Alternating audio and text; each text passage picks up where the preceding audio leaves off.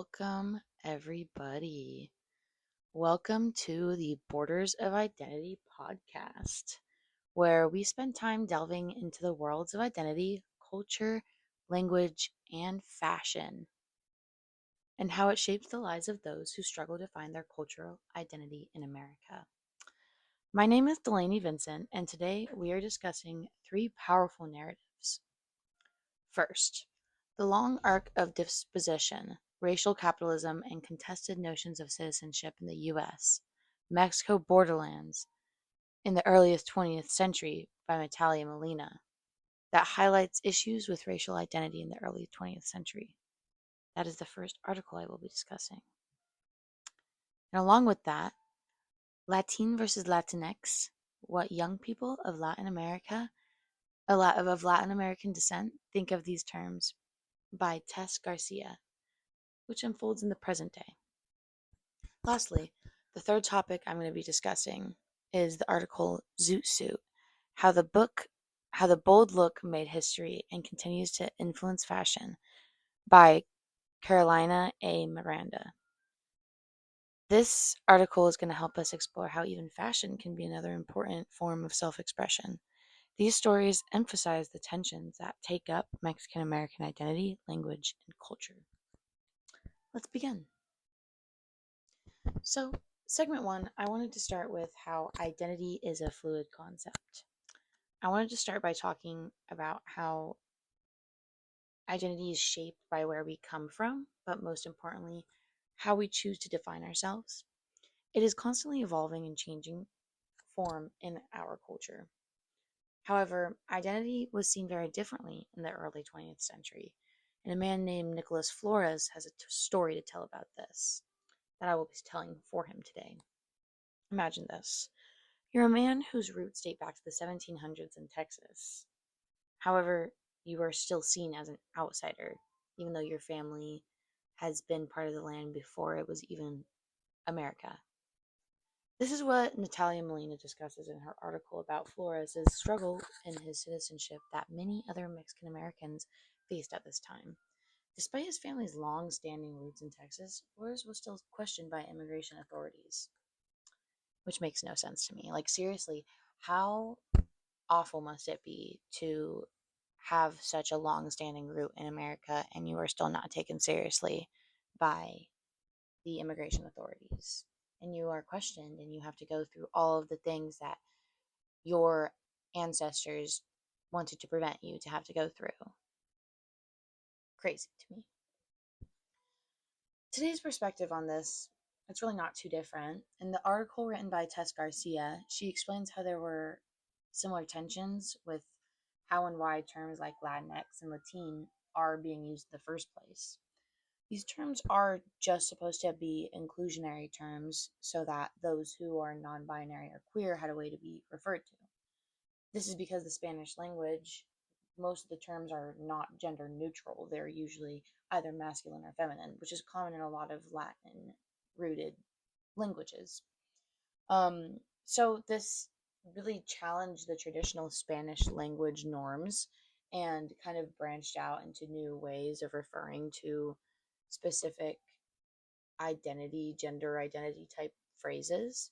And it really shows how, like, both of these stories reveal to us that identity can't just be fixed and how identity really has to evolve with the culture and with the language and most importantly with its community. It's not just going to be one mundane thing in any type of community. Cultures, they shift depending on things that happen economically, socially, politically. A lot of things can change within just a few years too when it comes to culture. So being able to understand that and accept that can make being a part of a culture a lot easier. Another important theme I noticed that was shared between the two articles was how language is a very powerful tool, whether that be of inclusion or exclusion. It can be either. Language can really bring people together or even tear them apart. It can tear entire communities apart, it can tear entire countries apart, it can tear the world apart. And we have seen that in many wars in the past. So it's nothing new. This is not new information. It's just more ways that this is a problem in the world. Starting off with Nicholas Flores's case, he had a setback due to his ties to a Spanish speaking borderland community. Being connected to this community gave him identity, which was nice, but it also came with the downside of making his legal status an entirely other complication that he has to deal with in his daily life now.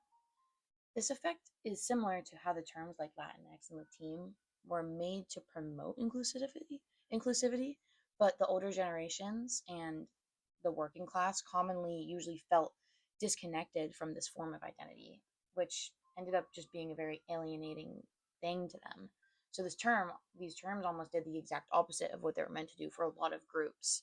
However, both of these examples they reveal the reality that language is more than just a communication tool, and it can also be a way to tell history. It can be a way to tell stories. It can be a way to have an identity and possess power within your community.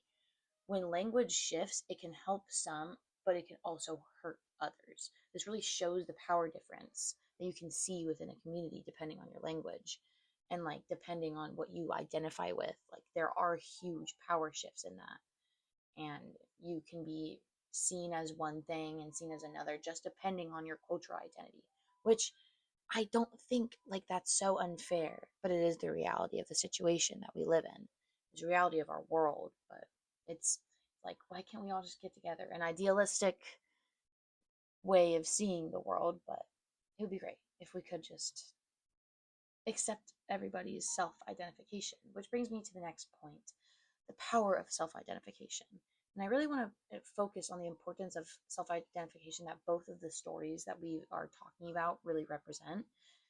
Starting with the Nicholas Flores case, his community represented his citizenship because of his cultural roots, his family ties, his identity with the land. And this is very similar to how creating terms like Latinx and Latine were made for inclusivity for people to have the ability to choose how they define themselves.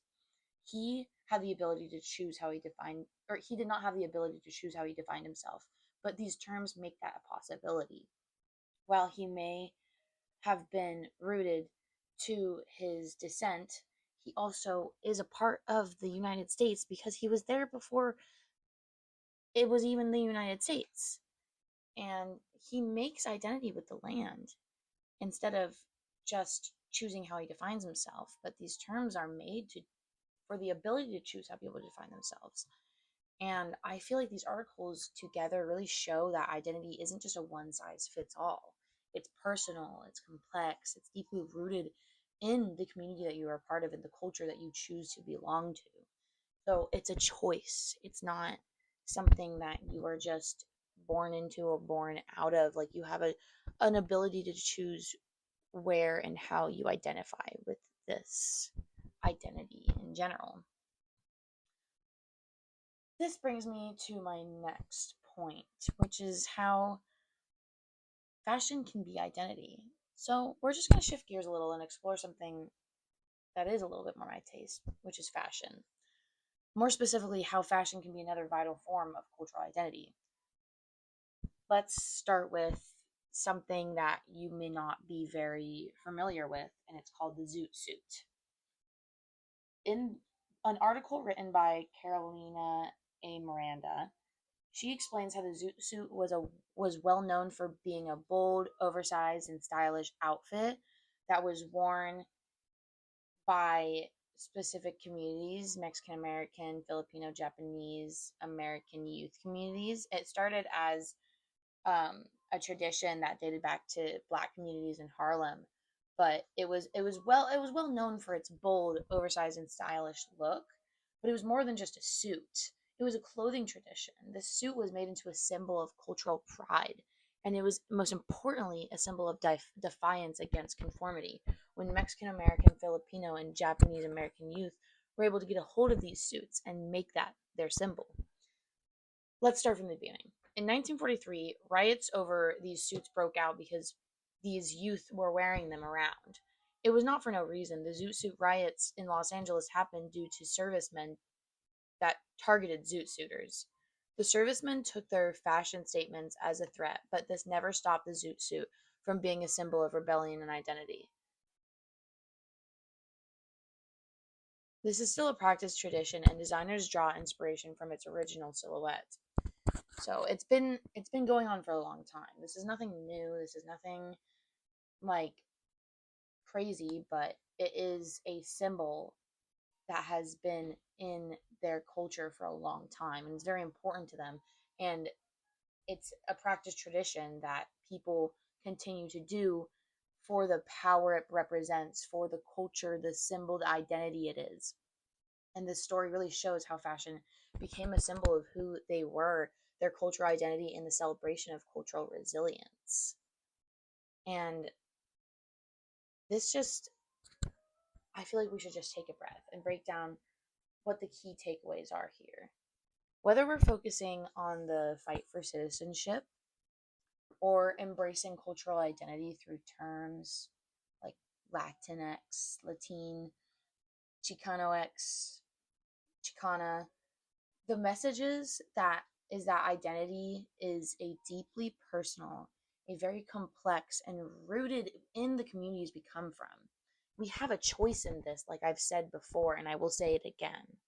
There is choice in this. It is important that we respect others' chosen identities, however they choose to express that, whether they want to use these terms, whether they don't, because, like I said, not every group feels included in these terms and they don't have to use these. We don't need to conform everybody to one group.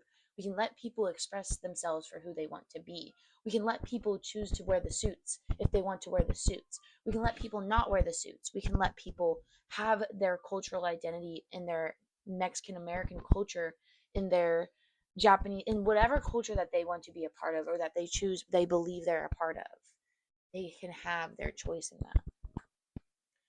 And whether it be through their language, whether it be through fashion, the zoot suits, whether it be through other cultural practices, we can have a more inclusive world if we really step into this idea, into this concept. Like, just going back to the beginning, identity is seen so differently in the early 20th century than it is now. Nicholas Flores can vouch for that. His story can vouch for that.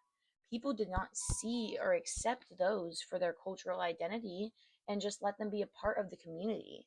Now that is a little bit easier, especially since we're creating these terms so that non binary and gender fluid people can have this choice in how they want to be referred to, depending on their cultural identity. It's language is such a powerful tool, and we can really choose whether or not we want to include or exclude people within these communities with our words and with our language. And having cultural identity and gender identity do come hand in hand, and it's seen in these stories very clearly how the terms Latinx and Latin are really challenging the traditional Spanish language norms. Like I've said before, it's most terms are not gender neutral in a lot of languages. Most terms have either a masculine or feminine connotation to them because you're either usually referring to a male or a female. But that's back then when these languages were created. It's a new era where we actually accept people and we try to include people, and that is why these terms are so important. That's why letting people express themselves for who they want to be is so important. Wearing these suits, letting people wear these suits, not hurting people because they're expressing themselves the way that they want to express themselves. This is such a big deal, and I wish that more people understood this concept. And I just want to say, like,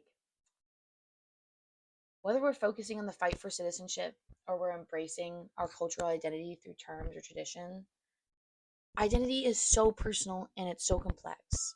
It's so important that we respect how people choose to identify themselves. And I just want to say, we can have a more inclusive world this way. Thank you so much for joining me on this journey through Mexican American cultural identity. If you enjoyed today's episode, be sure to just subscribe and share your thoughts with me below in the comments. Please let me know if you want me to discuss more cultural terms, more cultural ideas, more historical ideas. I love it all. Until next time, Stay curious and stay connected, folks. Thank you.